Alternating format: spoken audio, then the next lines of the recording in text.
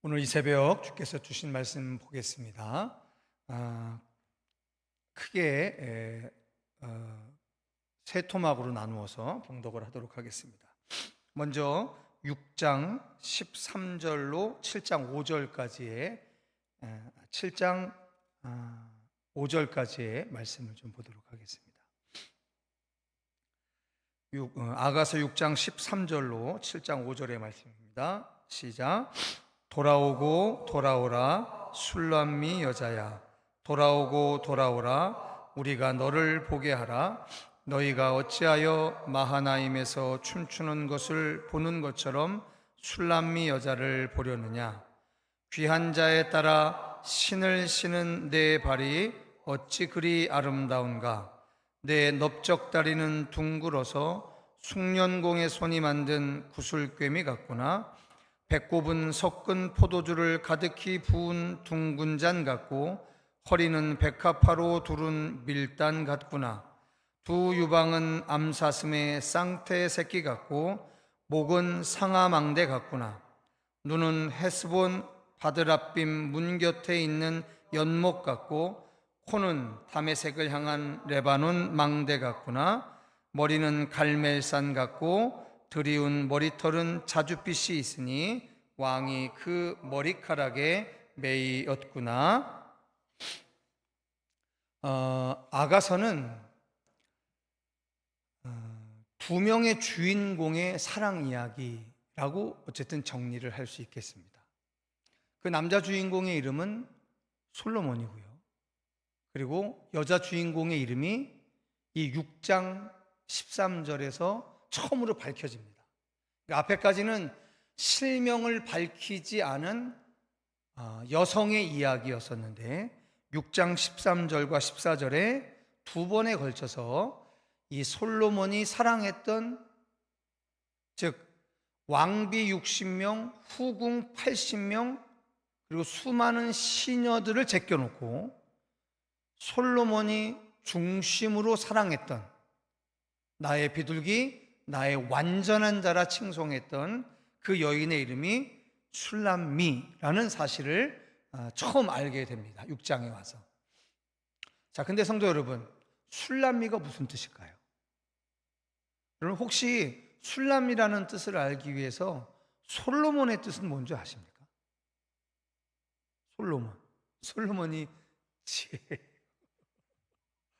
솔로몬이 지혜를 구해서 지혜를 하나님한테 받은 거지, 솔로몬이 지혜란 뜻은 아니고요.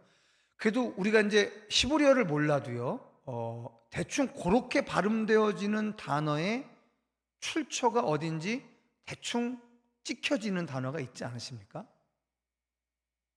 샬람, 즉 평화라는 뜻을 갖고 있는 히브리어에 거기서부터 나온 단어입니다. 솔로몬은 원래 평화라는 뜻입니다.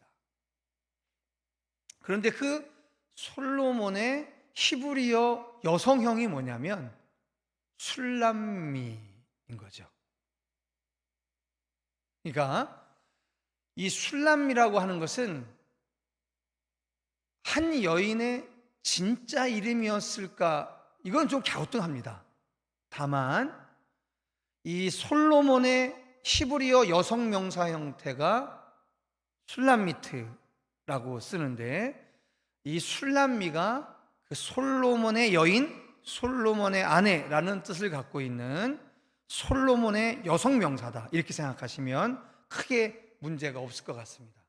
그런데 여러분, 최초로 성경이 편집된 책이 뭐였었냐면 기원전 3세기에 이집트에 있는 알렉산드리아라고 하는 도시에서 많은 유대인 학자들이 모여서 처음으로 구약 성경을 지금처럼 편집을 하게 되죠.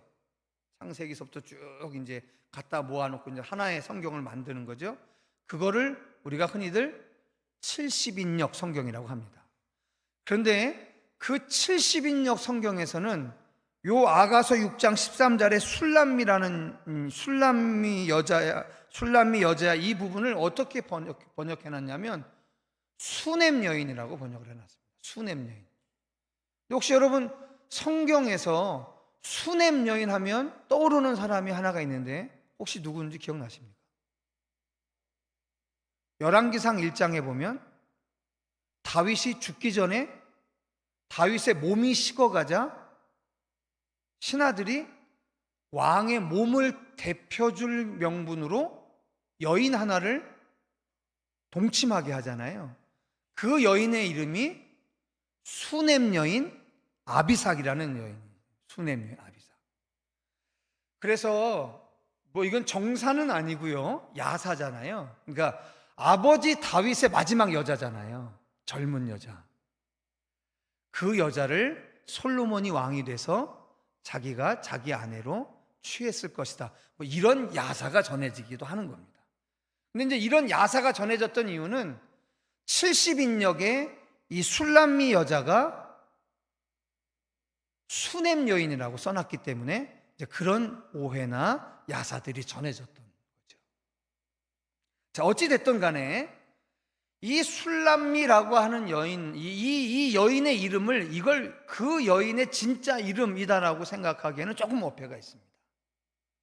근데 한 가지 우리가 생각할 수 있는 것은 뭐냐면, 지금 아가서 1장부터 아가서 7, 8장 마지막 끝으로 오는 과정 가운데서 우리가 한 가지 분명한 것은, 이제 방금 읽으셨던 7장을 읽으시다 보면 무려 3차례 반복되어지는 독특한 문장 하나를 발견하게 됩니다.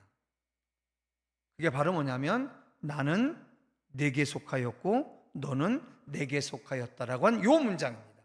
요 문장이 아가서 전체를 통해서 3번이 반복이 됩니다.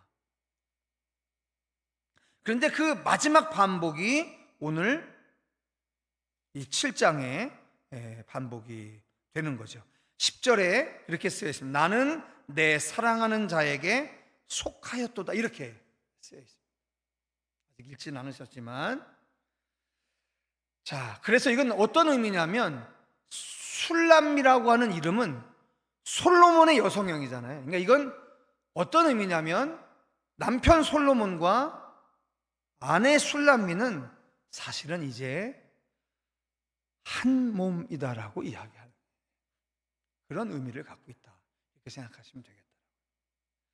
자, 그 정도 하시고요. 이제 7장 1절로 5절에 보면, 방금 읽으셨던 7장의 문장을 보면, 남편 솔로몬이 지금 집을 나가 있는 술람미의 아름다움을 열 신체 부위를 들으면서 찬송하는 장면인 거죠.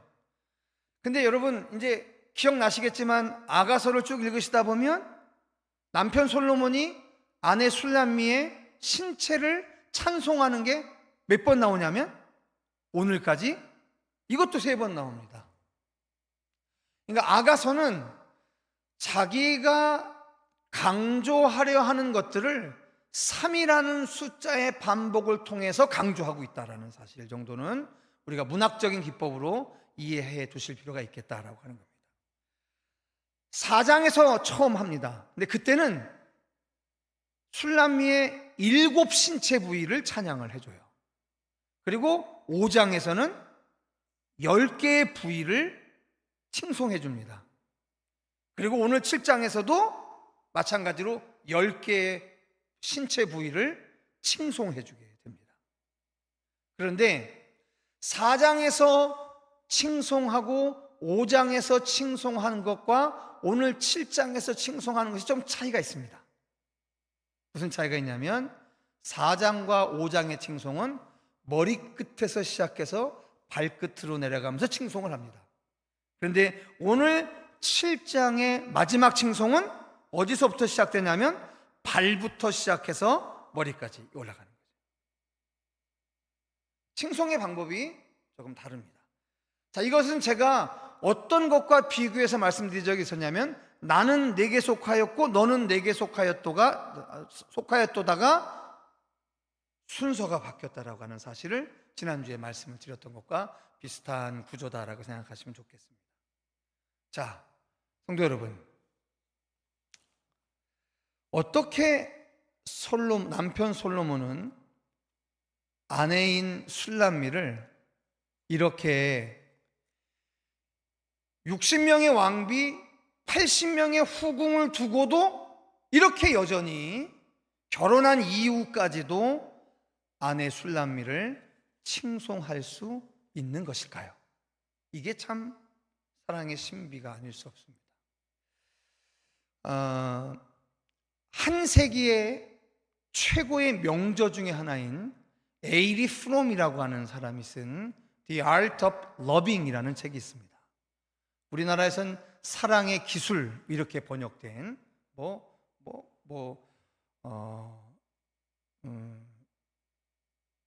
논란의 여지가 없는 시대적인 명저입니다. 그때 에이리 프롬이 그 사랑의 기술이라고 하는 책에서 사람들이 가지고 있는 사랑에 대한 오해를 세 가지를 지적을 해줍니다. 그 첫 번째가 바로 뭐냐면, 사람들은 사랑을 하는 것이다라고 생각하기보다는 받는 것이라고 생각을 한다는 겁니다. 대부분의 사람들은 사랑이라고 하는 것을 하는 것이라고 생각하지 않고 받는 것이라고 생각들을 한다라고 하는 거예요. 그러다 보니까 많은 사람들이 내가 사랑받을 조건만을 꾸미려고 살아간다라고. 그래서 자기 스스로가 생각할 때 내가 남에게 사랑받을 무언 조건 같은 게 발견되지 아니하면 낭망하고 실망하게 된다는 거죠. 두 번째 오해가 바로 뭐냐면, 사랑을 능력의 문제가 아닌 대상의 문제로 바라보고 있다라고 하는 겁니다. 이게 무슨 얘기냐면, 자신에게 사랑의 능력이 부족하다라고 하는 사실은 깨닫지 못한 채 더 좋은 사람을 찾아서 이곳저곳을 헤매고 있다라고 하는 겁니다. 왜 내가 사랑이라고 하는 감정을 느끼지 못하느냐? 이것은 내가 사랑하는 능력이 없거나 고갈된 건데, 사람들은 자꾸만 나에게 사랑받을 만한 대상이 없어서 내가 사랑하지 못한다라고 오해하고 있다라고 하는 거예요. 그리고 마지막이, 사랑에 빠지는 최초의 순간만 사랑이라고 생각을 하고 나중에 열정이 식은 뒤에 권태가 밀려오면 사랑이 식었다라고들 생각한다라고 하는 겁니다. 근데 에리 프롬은 사랑은 온도로 측정하는 것이 아니다라고 하는 거예요. 나의 오감을 뜨겁게 했던 첫사랑만 사랑이고 권태가 밀려온 그 사랑은 사랑이 아니다라고 하는, 즉 사랑은 온도로 측정되는 것이 아니라고 하는 거예요. 오히려 에리 프롬은 뭐라고 얘기하냐면요, 마음이 뜨거울수록 그것은 무엇을 증거하는 거냐면 그동안 얼마나 외로웠는지를 방증하는 거지, 그게 내 사랑이 크다라고 하는 것을 증명하는 것은 아니다라고요. 자, 그렇다면 말입니다.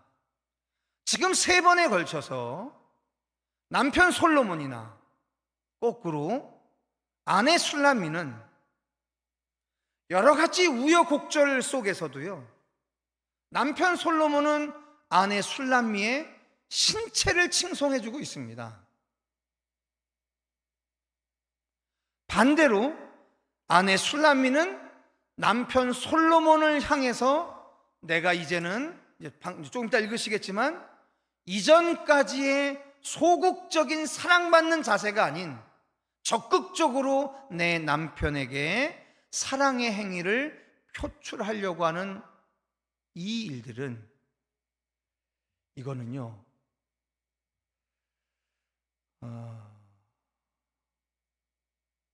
우리가 아가서를 전체를 읽어오면서 늘 염두에 뒀던 것, 우리는 하나님과 우리의 사랑이 시작된 건 우리가 하나님 앞에 사랑받을 만한 무언가가 있어서가 아니라 하나님이 사랑으로 찾아와 주셨기 때문에 시작됐고 계속되어지는 거다.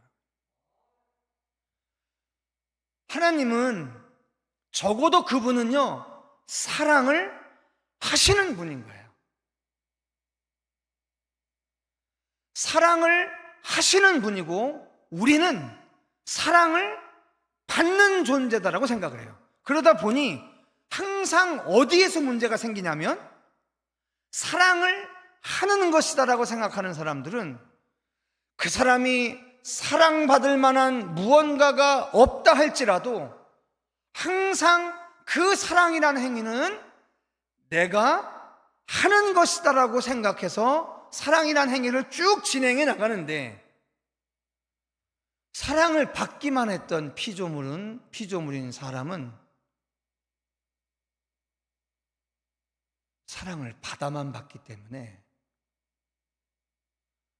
자기가 사랑을 많이 느낄 때는 되게 좋아하다가 하나님의 사랑을 느끼지 못할 때는 하나님이 나를 외면했나 버렸나, 하나님의 손이 짧아졌나, 그렇게 탄식한다라고 하는 거예요.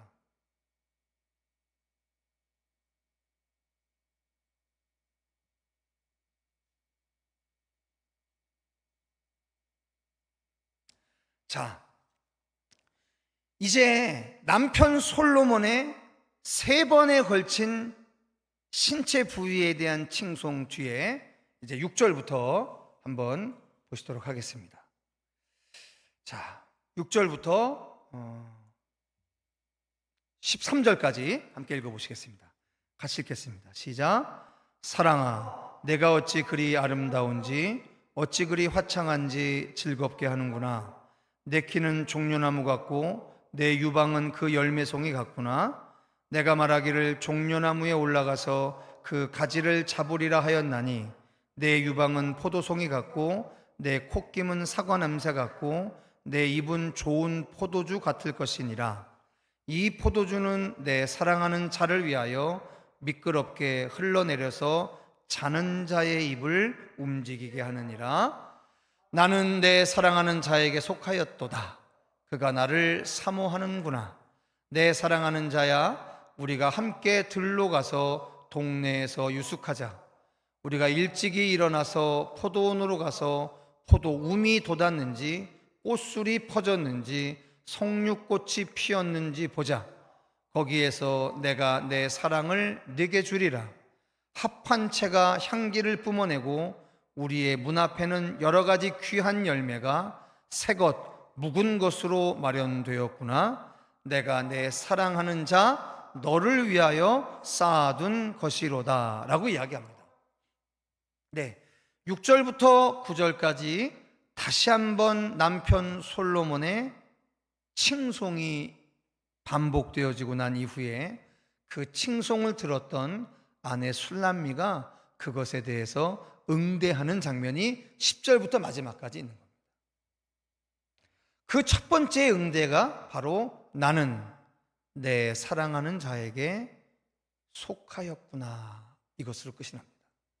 그러면 성도 여러분, 앞에 두 차례에 걸쳐서 2장 16절부터 반복되기 시작했던 나는 내게 속하였고 너는 내게 속하였다라고 하는 이 아가서 전체를 관통하고 있는 키 센텐스, 가장 중요한 문장이 마지막 3번째 반복되어지는 7장 10절에서는 무엇으로 딱 끝나냐면 나는 내 사랑하는 자에게 속하였도다로 끝이 납니다.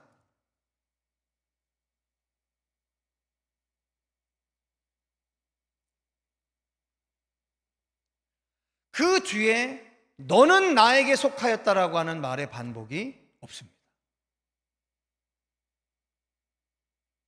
드디어 이 술람미 여인은 반복되어지는 남편 솔로몬의 고백을 가지고 비로소 그런 최종적인 결론에 도달하게 됩니다.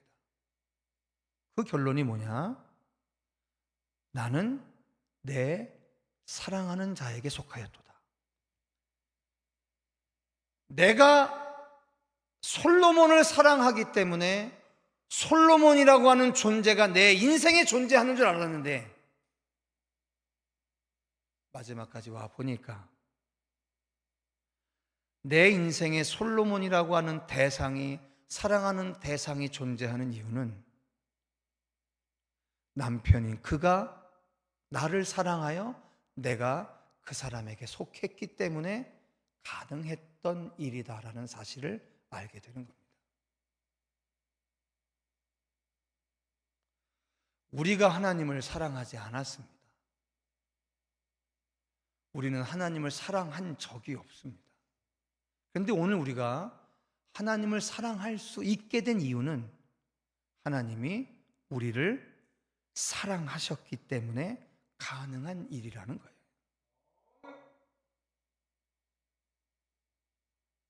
오늘 내가 내 사랑의 대상인 솔로몬에 대해, 내 사랑의 대상인 하나님에 대해 내가 사랑하느냐에 따라서 그분이 계시고 사랑하지 않느냐에 따라서 그분이 계시지 않는 것이 아니라 처음부터 그분이 나를 사랑하는 그 사랑 때문에 내가 그분을 비로소 사랑할 수 있게 된 것이라는 거죠.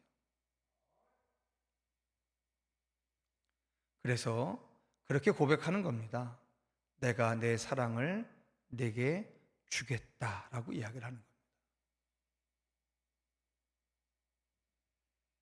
원래 이 사랑은 술람미게 게 아니었었던 것 같아요. 이거는 남편 솔로몬이 준 사랑 때문에 그의 삶 안에 맺혀진 열매인 거죠.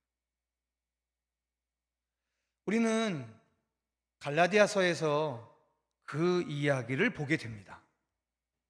일단 16절을 한번 읽어보시겠습니다. 2장 16절만 먼저 읽어보시겠습니다. 시작. 사람이 의롭게 되는 것은 율법의 행위로 말미암음이 아니요 오직 예수 그리스도를 믿음으로 말미암은 줄 알므로 우리도 그리스도 예수를 믿나니 이는 우리가 율법의 행위로서가 아니고 그리스도를 믿음으로써 의롭다함을 얻으려 함이라. 율법의 행위로서는 의롭다함을 얻을 육체가 없느니라. 이렇게 말씀하십니다. 자, 제가 정확한 성경 구절은 아니고요, 제 머릿속에 떠올랐는데 장절이 갑자기 생각이 안 나요. 성도 여러분, 그 사도 바울의 고백에 그런 것이 있습니다. 그게 뭐냐면 하나님이 제일 싫어하는 것이 뭐냐면 우리의 구원에 자기의 공로가 있다라고 이야기하는 겁니다. 하나님은 그것을 참 지극히도 싫어하신다라고 사도 바울은 일가를 합니다. 우리가 구원받은 것에 대해서 우리가 단 하나의 공로가 있다라고 여기는 것, 이것을 하나님은 참으로 싫어하신다라고 하는 생각을 갖고 있습니다. 예, 술람미의 사랑, 그 사랑의 시작점이 있습니다. 술람미가 이렇게 남편 솔로몬에 대해서 점점점 농도 깊고 깊은 사랑의 고백을 하게 될 수 있었던 그 시작이 있습니다. 그래서 비로소 그는 마지막쯤에 가면서 그가 그의 입술로 고백하는 것처럼 자기가 자기의 사랑의 대상인 솔로몬을 사랑할 수 있었던 그 모든 이유가 내 사랑하는 자에게 자신이 속하였기 때문에 가능하다라는 이야기를 하게 됩니다. 오늘 우리를 찾아오신 하나님의 사랑이 있습니다. 그 사랑 때문에 오늘 우리가 하나님을 사랑하고 살 수 있게 되었습니다.